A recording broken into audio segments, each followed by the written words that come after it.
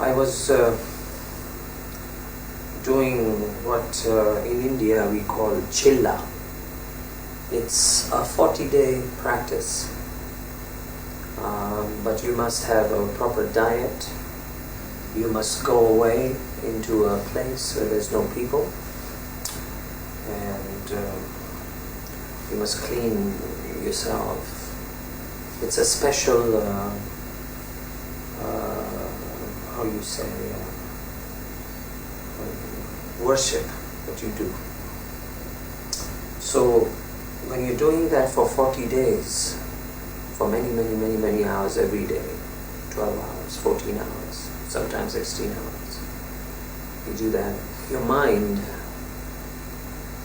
it goes to a different place because of the vibration of the music, and doing the same thing all the time sometimes puts you in a trance.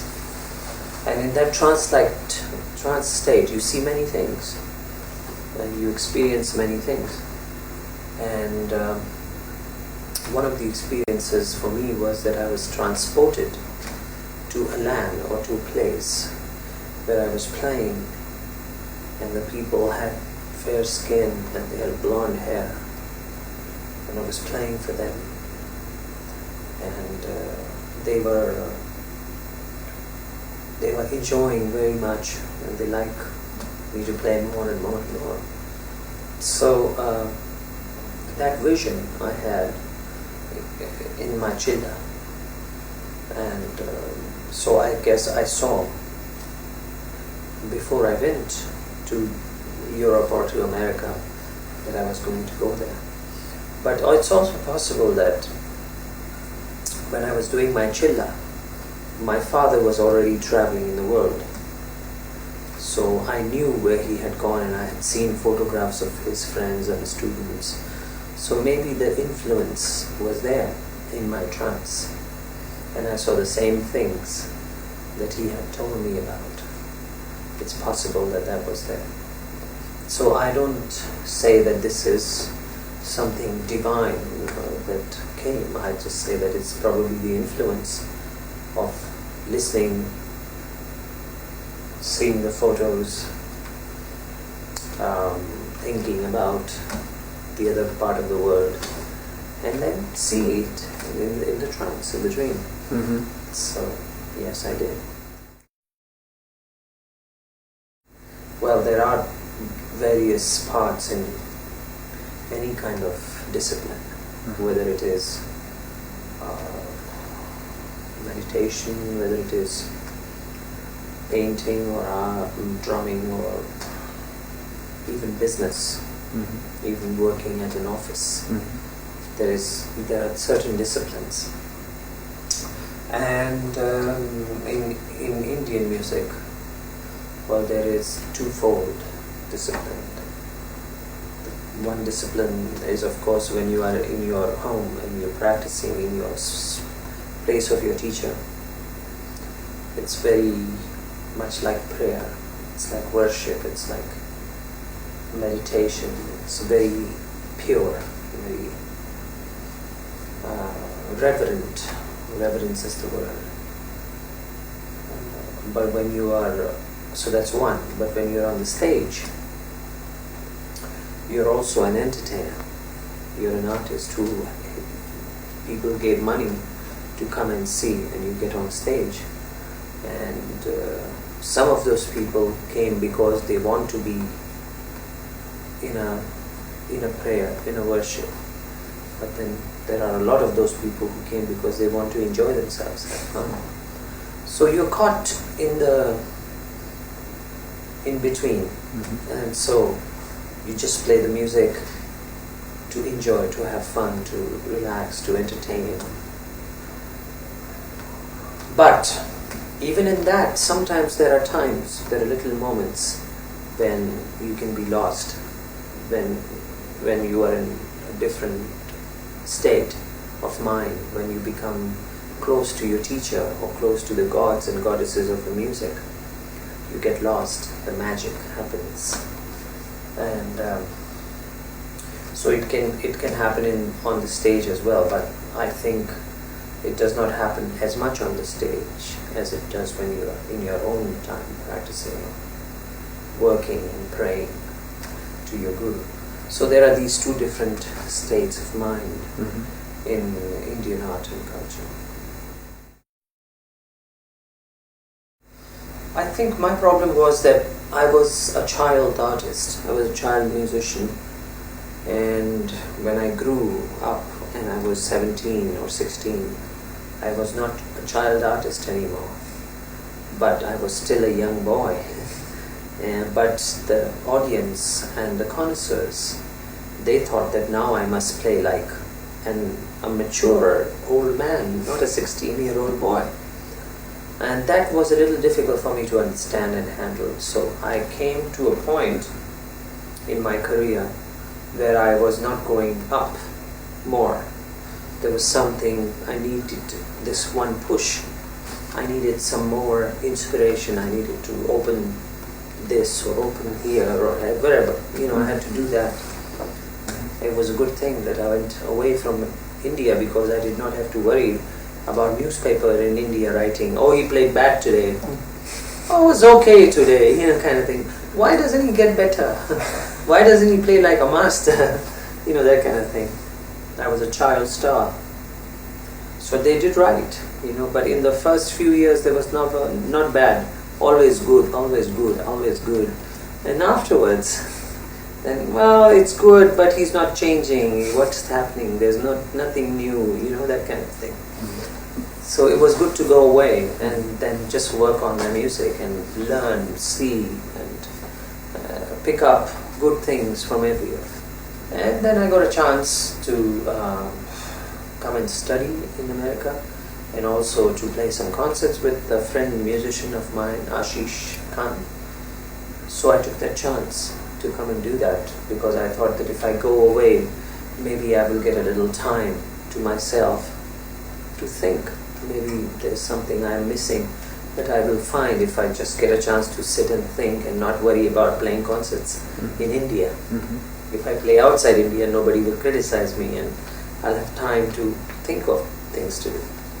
And that's why I came to America and went to the university. And there, of course, everything became so open. I could hear African music, Arabic music, gamelons from Indonesia, Chinese classical music, Japanese opera music. Everything was available.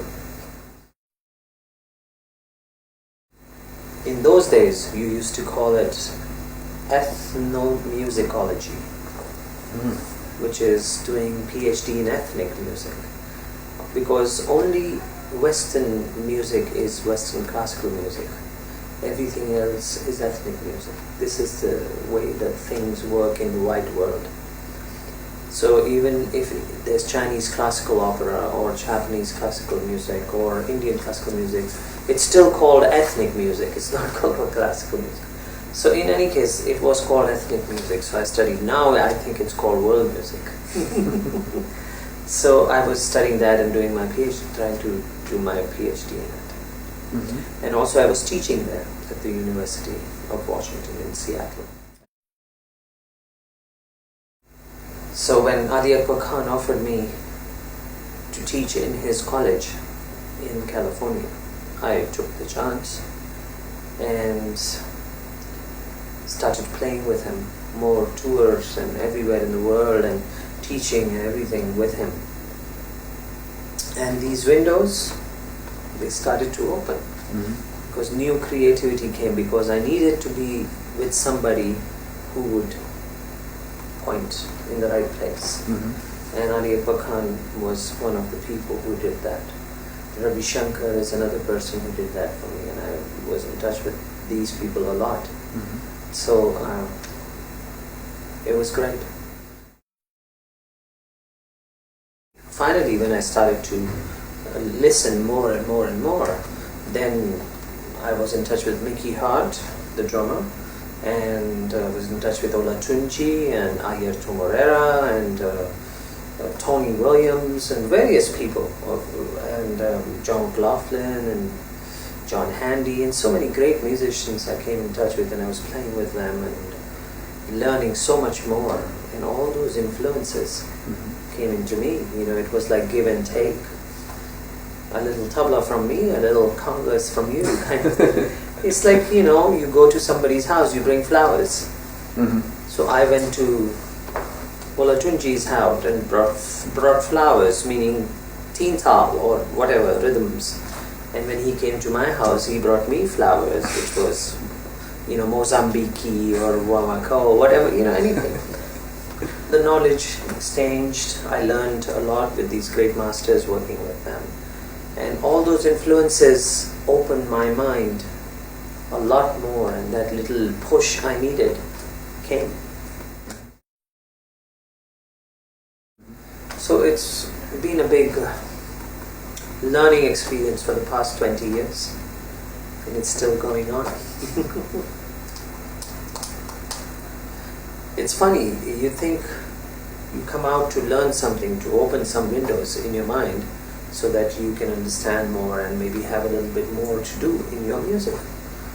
And then you find that the more you do, there's much more to do. It's never ending. It's really, sometimes you think maybe it is better not to know so much. Then you can just do what you know and just do that. You know how it is when you're playing the violin, for instance, and you have Vivaldi, or you have Tchaikovsky, or you have, various composers who've written violin concertos or something. So it's for violin and the concerto is written and you play it. Okay? So you're playing the material on the instrument. Okay? But then there are other people who not just play the material on the instrument, but they also try to see what the instrument can do. Is there any more in the instrument to do? That kind of a thing. So I'm not just playing tabla or just material of tabla and tabla. I'm trying to see what more I can do with my instrument. How many more sounds are there? How much I can improve it? What combinations are there that I can do, which will be different, which will not necessarily be done in Indian repertoire, but can expand the repertoire. And all this is coming from all the influences from other drummers from various places. Tata Guinness from Cuba, or Giovanni Hidalgo from Puerto Rico, or Ayrton Moreira from Brazil, or Olatunji from Nigeria. I mean, all these people,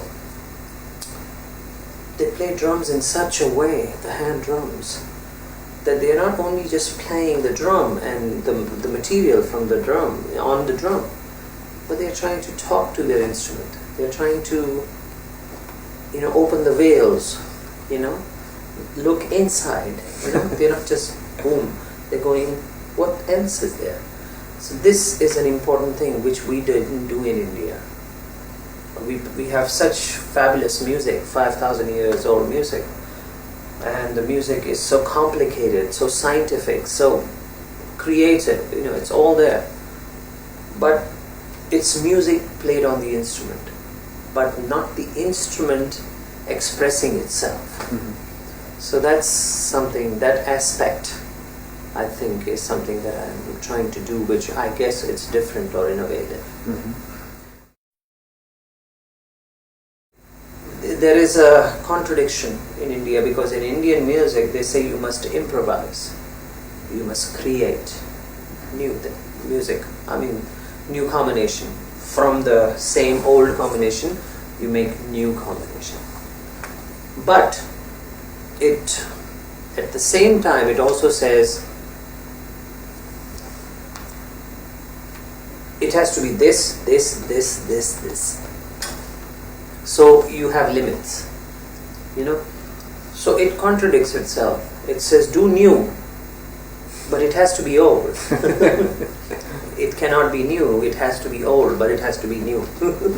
So there's a very fine line of creativity which you must understand. And that's what I'm trying to understand. I'm trying to be doing something new in my instrument, but I'm also trying to keep it old and at the same time have something new. So that's a very fine line, and I'm learning to understand that. Because I see that I may not be able to do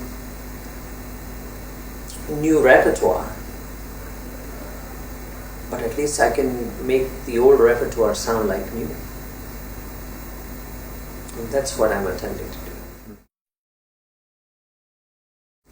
But it's possibly because perhaps I take a lot of chances when I'm on stage. I'm not afraid to look bad. I don't mind if I look bad. It's okay. I've learned that.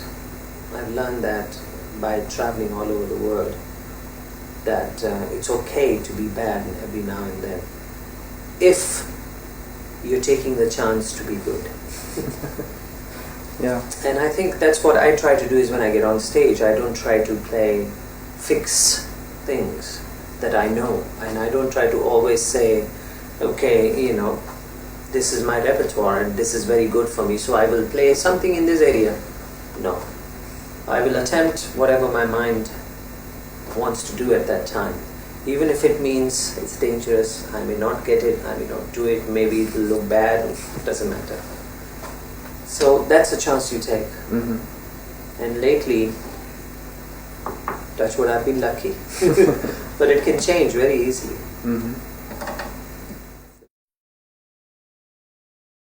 You're talking about two different times of tabla.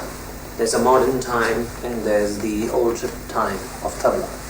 Now, what happened was, in the old times, 100 years ago or 75 years ago, there was always tabla as a solo instrument also, in music festivals or in the king's palace or something, you know, it was there. But as an instrument to play with somebody, like sitar or sarod or vocal, it was always an instrument in the back, only to keep the time. Nothing, no interaction. Then, like about 40 years ago, 45 years ago, new style of playing developed, where there was interaction between tabla and the instrument, sitar, sarod, dance, vocal. So you see that all the time now, you know, like me and Shiv Kumar or Ravi Shankar and Alaraka, my father, and so on. So there was always these interactions. So these interactions became so popular, so well known, and tabla became a very important instrument on the stage, not just the instrument in the back. So everybody thought, oh, now there's no need to solo tabla because it's almost equal now with. But then, like 25 years ago or so, my father and Alaraka and really worked very hard to make tabla also a solo instrument again. They said, yes, it's okay, for accompaniment it's very good, the interaction is great, but there's such a special tradition of tabla solo and a special repertoire to play for tabla solo that you must not forget this. This must continue.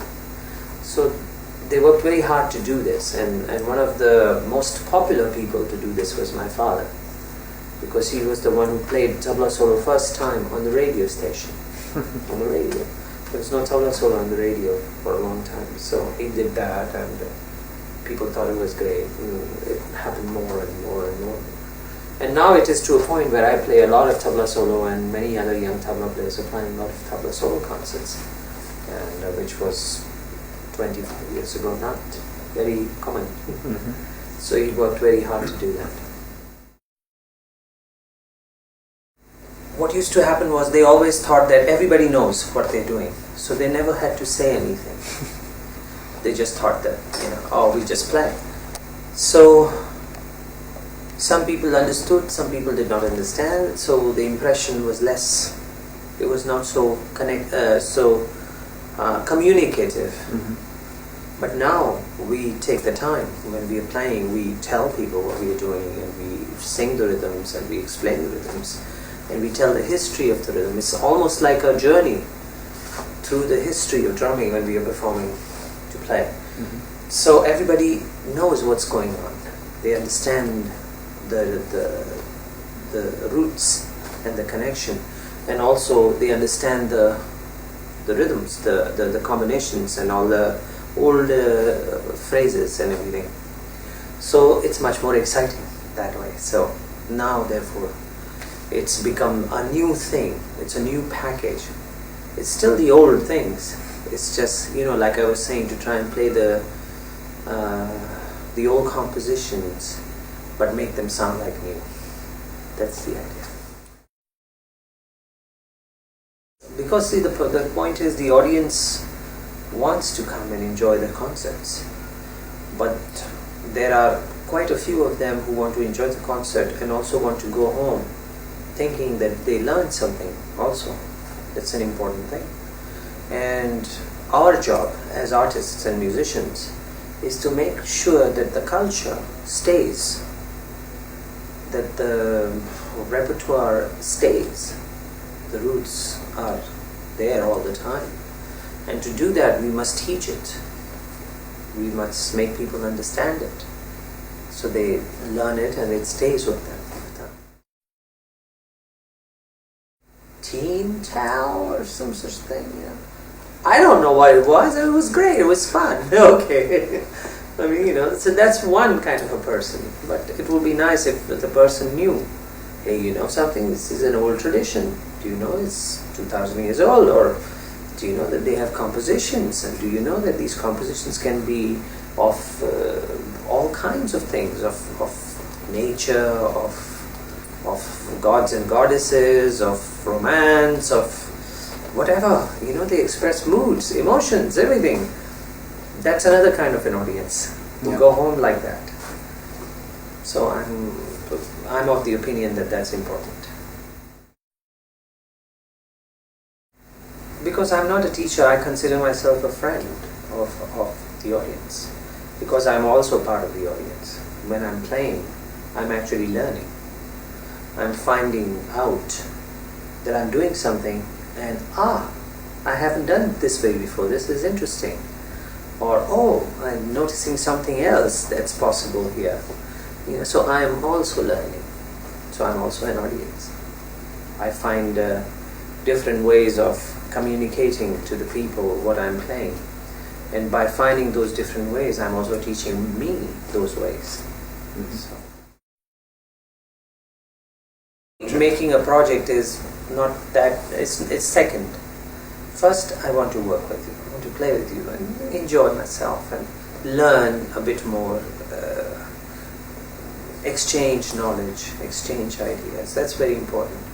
And after that, if you feel we should do a project, fine. You know, that's not the most important part of it.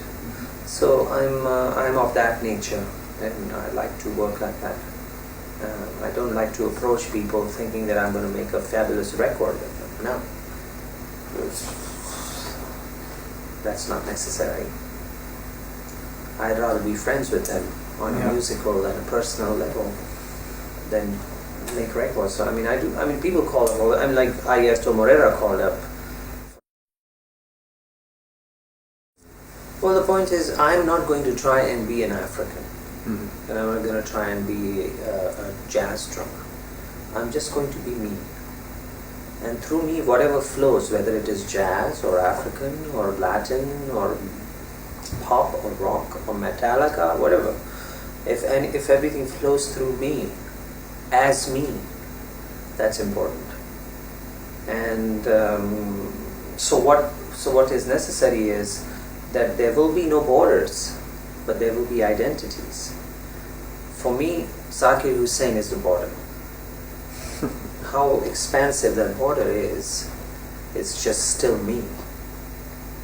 Once I stop being Zakir Hussain, then there is confusion. Then there is no sense, because there's no roots. There's nothing to connect everything to. You know, it's like a mountain climber. When he climbs the mountain, he puts a hook in the rock and hooks his rope through there before he goes further up. Because if he falls, he has that hook. That root, the tradition is there. It's very strong. If that's there, then you can be a media for everything to flow through you, because it will all have its place. It's like the rainbow. All the colors come through, but it's not confusing. They all have their own place. So that's important. Identity. That's a good expression for the whole thing. I think we should stop it here. Yeah. Yeah. I think for now, and we can continue if we see each other again. And where are we seeing each other again? When? Where? In Boston? So we won't see each other again now at all. No, I come to Düsseldorf. So we can sit and talk there. And I come also to your last concert here in Basel. Okay, so we'll have some more time to talk, and then we can talk again in America, in Boston, or California, in my office, the president's office, with my jacket. And no, I don't wear all that. I go like this. Okay. Okay. Thank All you. right. Bye for now.